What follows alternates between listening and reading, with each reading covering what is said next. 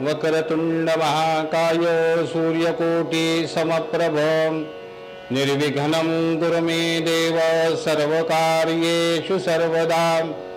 गणनाथ सरस्वती रविशुक्र बृहस्पति पंचेतानि स्मरे नित्यं वेदवाणी प्रवर्तते। गुरुर्ब्रह्मा गुरुर्विष्णु गुरुर्देवो महेश्वरः गुरु साक्षात् परब्रह्म तस्मै श्री गुरवे नमः।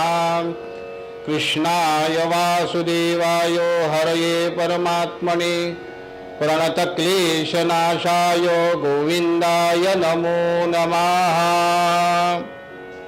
आता त्या भक्तावर कृपा करावी म्हणून त्यांना खेचरी नावाची विद्या ही शिकवली। ही तांत्रिक विद्या आहे। त्या विद्येने काय झालं की खेचर हे पांडुरंगाकडे आकर्षित झाले आणि पुढे त्यांचं नाव विठोबा खेचर असं पडलं। आणि एवढंच नव्हे तर माऊलींनी पांडुरंगांना सांगून नामदेवांना त्यांचं गुरुपद प्राप्त करून दिलं। गावामध्ये कुठल्याही प्रकारचं संत हे शत्रू निंदेला सुद्धा ठेवत नसतात। आपण असं म्हणतो की गावात एखादा निंदक असावा, निंदकाचे घर असावे शेजारी, परंतु तसा निंदकही संत ठेवत नाहीत। त्या निंदकाला संत बनवतात, त्या निंदकाला गुरुपद प्राप्त करून देतात। अशा प्रकारचं हे गुरुपद विठोबा आणि चाटेंना मिळालं, त्यांचं नाव पुढे विठोबा खेचर झालं। असे हे संत माऊली त्या ठिकाणी राहत असताना गावामध्ये खूप चमत्कार केले। गावामध्ये त्यांनी अनेक प्रवचन केली, अभंग लिहिले, अनेक प्रकारचे चमत्कार करून संपूर्ण भागवत धर्माला आणि ग्लानी आलेल्या वेद धर्माला, धर्मशास्त्राला एक प्रकारचं पुनरुत्थान करून दिलं। कसं आहे की संतांनी सांगितलं तर लवकर पटतं। आपल्याकडे पुढे गावा आपल्याकडे एक म्हण आहे, सोनार आणि कान टोचलं म्हणजे दुखत नाही। म्हणजे कसं की एखाद्या अधिकार व्यक्तीने काही सांगितलं तर ते लवकर पटतं। मग ते मनातून नसलं तरी आपण त्या संतांनी सांगितलं म्हणून ऐकत असतो आणि त्याच्यामुळे आपलं कल्याण होत असतं। नंतर हे सगळं कार्य संपल्यानंतर निवृत्तीनाथांनी माऊलीला म्हणाले की आता तुम्हाला अजून एक चमत्कार करायचा आहे। आता चमत्कार म्हणजे काय? आतापर्यंत आपण चमत्कार पाहिले। पहिला चमत्कार आपण पाहिला की रेड्याला मारलं, त्याची वळ पाठीवर उमटली, रेड्याकडून ऋग्वेद वधवून घेतला, सच्चिदानंदांना जिवंत केलं, खेचरांच्या म्हणजे विठोबा चाटेंच्या मनाप्रमाणे खापरावर न बसता मांडे माऊलींनी पाठीवर वाजले। हे सगळे चमत्कार झाले। आता याच्यापेक्षाही वेगळा एक चमत्कार करायला निवृत्तीनाथांनी माऊली ज्ञानेश्वरांना सांगितले की तुम्ही, निवृत्तीनाथ असं म्हणाले की तुम्हाला एक चमत्कार करायचा। तर ते काय म्हणाले की भगवद्गीता जी 18 अध्याय आहे ती बोली भाषेत लिहा। आणि ती बोली भाषेत लिहिण्यासाठी माऊलींना आज्ञा केल्याबरोबर माऊलींनी ते लिखाण करण्याचा मनामध्ये विचार केला। थोडंसं आपण मागे जाऊया। आपण तुकाराम महाराजांचं चरित्र पाहिलं आणि ह्या चरित्रामध्ये त्यांनी बोली भाषेत केलेले अभंग एखाद्या खेडेगावातल्या ब्राह्मणाने त्यांना पाण्यात बुडवा असं सांगितलं, परंतु त्याच्याही आधी माऊलींनी संस्कृत मध्ये असलेले सगळे ग्रंथ ओळीबद्ध केले होते ना। मग एखाद्या ब्राह्मणाने द्वेषापोटी अशी शिक्षा दिली ही चुकीचीच गोष्ट आहे। वास्तविक पाहता कसं आहे माहिती का, बोली भाषेतलं प्रकरण होतं ते। आपल्याला एखादी गोष्ट पटली नाही तर आपण म्हणतो जा खड्ड्यात टाक किंवा गंगेत बुडव। म्हणजे आपण रागाच्या भारात ते म्हणत असतो। याचा अर्थ आपण सरळ अर्थ घ्यायचा नसतो, तशी कृती कोणी करत नसतं। तसंच घडलेलं आहे। निवृत्तीनाथांनी त्यांना सांगितलं की तुम्ही बोलीभाषेत ग्रंथ लिहा. मग हे सगळे भावंड तीर्थक्षेत्र नेवासाला परत आले आणि प्रवरेच्या काठी त्यांनी ग्रंथलिखाणासाठी महादेवाचं दर्शन घ्यावं, नंदी महादेवाचं दर्शन घ्यावं, पूजन करावं. आणि तिथे खांब आहे. आजही तुम्ही नेवासाला कधी गेलात तर मोहिनीराजाचं दर्शन घ्या आणि माऊलीने जिथे ग्रंथलिखाण केलं ज्या खांबाला टेकून तो खांबही पहा आणि तिथे बसा. तुम्ही जर लेखक असाल, तुम्ही जर साहित्यिक असाल, तुम्ही जर संत वाङ्मय लिहायला काही घेतला असेल, कसं असतं माहितीये का, देवाचं चरित्र अनेकांनी लिहिलेलं आहे. पांडुरंगाचं चरित्र अनेकांनी लिहिलं, रामाचं चरित्र अनेकांनी लिहिलं, म्हणजे शतकोटी प्रविस्तरम. रामाचे चरित्र तर शतकोटी प्रविस्तरम आहे. आता द्विशतकोटी प्रविस्तरम असं म्हणावं लागेल का, तर ज्या वेळेला हे म्हणलं हे शतकोटी प्रविस्तरम, त्यानंतर अनेक हजार वर्ष झाली. मग त्या वेळेला त्या काळातील संतांनी बोलीभाषेमध्ये भगवंताचं चरित्र लिहिलेलं आहे. मग तसं चरित्र लिहायचं तुम्हाला काही वाटलं, काही कहाणी लिहायची असेल, काही देवाचे अनुभव चांगले यावेत असं वाटत असेल तर नेवासाला राहा. आणि मग चमत्कार बघा, तुमच्या हातातून जे काही कार्य घडेल, जे काही लिखाण घडेल ते अजरामर होईल, अजरामर होईल. त्याला एखाद्या वेळेला असं म्हणू की आपण रचनेमध्ये व्याकरणाचा भाग कच्चा असेल, ऱ्हस्व दीर्घ कमी असेल, ते सुधारण्याची सुद्धा गरज नसते. सगळं ऱ्हस्व दीर्घ अगदी शुद्ध असलेलं वाङ्मय सुद्धा कोणाच्या लक्षात राहत नाही. परंतु ऱ्हस्व दीर्घाच्या चुका असलेलं वाङ्मय आणि ते श्रीकृष्णाचं आहे, ते पांडुरंगाचं आहे.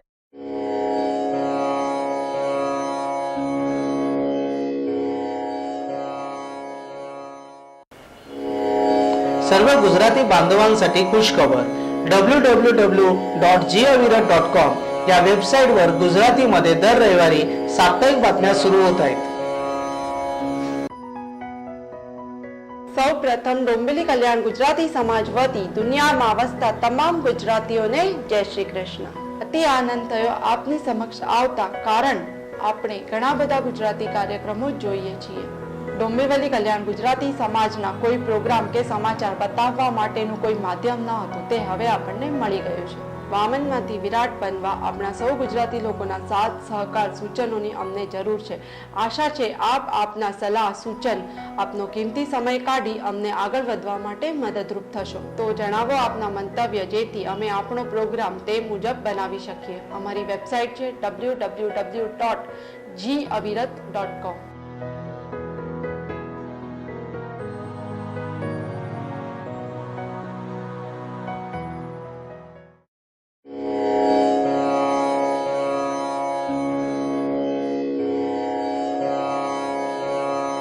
संतांचं आहे ते लक्षात राहतं.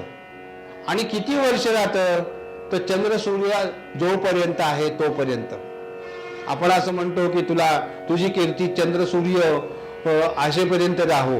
याचा अर्थ असा आहे की तुझं वाङ्मय, तुझं कर्तृत्व हे इतकं चांगलं असायला पाहिजे. मग माऊलीने त्या ठिकाणी बसून ज्ञानेश्वरीचं लिखाण केलं, भावार्थ दीपिका लिहिली, हरिपाठ लिहिला, अनेक ग्रंथ लिहिले. म्हणजे जी संस्कृतमध्ये होतं ते सगळं बोलीभाषेत आणलं. ते सगळं बोलीभाषेत आणल्यानंतर अत्यंत समाधानी झालेले हे भावंड आणि त्यांच्या मनामध्ये ते सगळं ग्रंथ लिखाण केलं आणि ते परत आळंदीला आले. आणि आळंदीला आल्यानंतर त्यांच्या मनात असं आलं की आपण आता तीर्थयात्रेला जाऊ. म्हणून त्यांनी भागवत धर्माची स्थापना केली. भागवत धर्माची स्थापना करायची म्हणजे काय असतं की जे आपल्याला माहिती आहे ते सांगायला पाहिजे. पूर्वी सारखं हे वृत्तपत्र नव्हते, TV चॅनल नव्हते.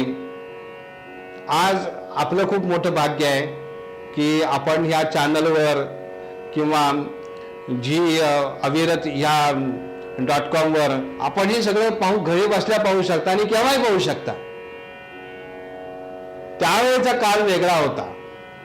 त्यावेळेला फिरस्तीच करणं, फिरणं म्हणून यांनी भागवत धर्माची स्थापना केली आणि जे आपल्याला माहीत आहे ते लोकांना सांगावं आणि लोकांच्या मनात आहे ते परत एकदा ठसवावं म्हणून ही भावंड आणि तिथून तीर्थयात्रेला निघण्याच्या दृष्टीने तयारी करू लागली. मग गावामध्ये चर्चा सुरू केली की असं आम्ही पंढरपूरला जाणार आहे, कोणाला यायचं असेल तर आमच्याबरोबर चला. त्यावेळेला काय बैलगाड्या जुंपल्या की निघाले. त्या बैलगाडीमध्ये थोडंसं सामान ठेवायचं की निघाले. आणि गावामध्ये असे लोक असायचे की परगावरून आलेल्या यात्रेकरूंना अन्नदान करणं त्यांचं एक भाग्याचं लक्षण समजायचे की आपला हा दिवस आजचा पवित्र दिवस आहे की संत माझ्या घरी जेवायला आले. म्हणून ते आळंदीवरून निघाले आणि चाकणला पहिला मुक्काम झाला. पंढरपूरला यात्रेला निघताना पहिली वारी लक्षात ठेवा. आजचा मुक्काम वेगळा आहे. आज जी काही यात्रा होते ना तो पहिला मुक्काम पुण्यामध्ये आहे. पण माऊली जेव्हा निघाली तो पहिला मुक्काम चाकणला झाला. आणि चाकणमध्ये महिपती नावाचे एक अत्यंत श्रद्धाळू व्यक्ती होती, श्रीमंत व्यक्ती होती. हे सगळे यात्रेकरू जेव्हा पंढरपूरला निघालेले आहेत आणि त्यावेळेला ते म्हणतायत पुंडलिका वरदेव हरी विठ्ठल श्री ज्ञानदेव तुकाराम पंढरीनाथ महाराज की जय. पण पंढरपूरच्या पांडुरंगाचा जय जयकार करणारे हे सगळे जे भक्तगण आहेत त्यांना पाहिलं आणि त्यांचा जय जयकार एवढा होता की पुंडलिक वरदा हरी विठ्ठल श्री ज्ञानदेव हे नंतर आपण आलं. श्री ज्ञानदेव तुकाराम हे नंतर आलं बरं का. मग त्यानंतर मग महिपतींनी त्यांना घरी जेवायला बोलवलं, त्यांचा सत्कार केला, आनंदाने राहिले. आणि त्यांनी एक इच्छा व्यक्त केली की आता कसं असतं की एखाद्या अतृप्त माणसाची इच्छा काय असते की मला पैसा मिळू दे, माझ्या कोर्टातलं काम आहे ते होऊ दे, माझ्या मुलीचं लग्न होऊ दे, माझ्या मुलाचं लग्न होऊ दे, त्याला संतती नाही तर संतती होऊ दे. परंतु महिपतींनी याच्यातलं काही मागितलं नाही. श्रीमंत महिपती एवढंच म्हणाले की महाराज माझ्यावर एक कृपा करा आणि माझी मुलगी कराडला राहते तर त्यांच्या घरी एकदा तुम्ही जा. मनात उद्देश वेगळा होता महिपतींच्या. मुलगी श्रद्धाळू होती आणि जावई हे निष्ठुर होते. त्याला संतांना पाहिले की डोके तळ पायाची आग मस्तकात जायची. त्यांनी श्रीमंत होते, राजे होते आणि त्या कराडला जे काही बाहेर प्रवेशद्वाराचे तिथे बसलेले जे शिपाई असायचे हे संतांना आत सोडायचेच नाहीत. त्यांना तंबीच होती, आत सोडायचेच नाही. आणि हे सगळं बंद करायचं होतं महिपतींना. आपल्या जावयाचा हा स्वभाव त्यांना आवडत नव्हता. बाकी जावई एकदम सुंदर, जनतेची आणखी सेवा करणारा, बाकी सगळे चांगले गुण, हा एक दुर्गुण होता फक्त. ठीक आहे म्हणाले आम्ही जाऊ त्यांच्याकडे. मग माऊली ज्ञानेश्वर मजल करीत तीर्थक्षेत्री पंढरपूरला आले. पंढरपूरला आल्यानंतर नामदेवांच्या घरी गेले. नामदेवांच्या वडिलांनी त्यांचं खूप स्वागत केलं. नामदेवांचं असं म्हणणं होतं, असं त्यांचा महिमा होता की ते पांडुरंगाला जेवायला घालायचे. म्हणून माऊलींनी नामदेवांना विनंती केली की तुमच्या माध्यमातून मला दर्शन घडवलं तर खूप कृपा होईल आमच्यावर. मग माऊली नामदेवाचं वर्तमान पंढरपुरातला ते मंदिरामध्ये पांडुरंगाच्या दर्शनासाठी आले असताना पांडुरंगाला खूप आनंद झाला. आपला एखादा जुना मित्र आला असेल, आपला जुना एकदा शिष्य आला असेल, खूप त्याचे संबंध आपले चांगले असतील आणि खूप वर्षांनी जर तो भेटायला आला असेल तर आपल्याला खूप आनंद होतो की नाही. तसा आनंद पांडुरंगाला झाला. नामदेव तर रोजच दर्शनाला यायचे, त्यांच्या हाताचं जेवण जेवायचेच. पण आज ज्ञानदेव आले, निवृत्तीनाथ आले, सोपान आले, मुक्ताबाई आल्या आणि ह्या सगळ्या परिवारांना पाहून अत्यंत आनंदित झालेले पांडुरंग खूप प्रसन्न झाले. नमस्कार. संतांचा महिमा आपण पुढील भागात पाहूया.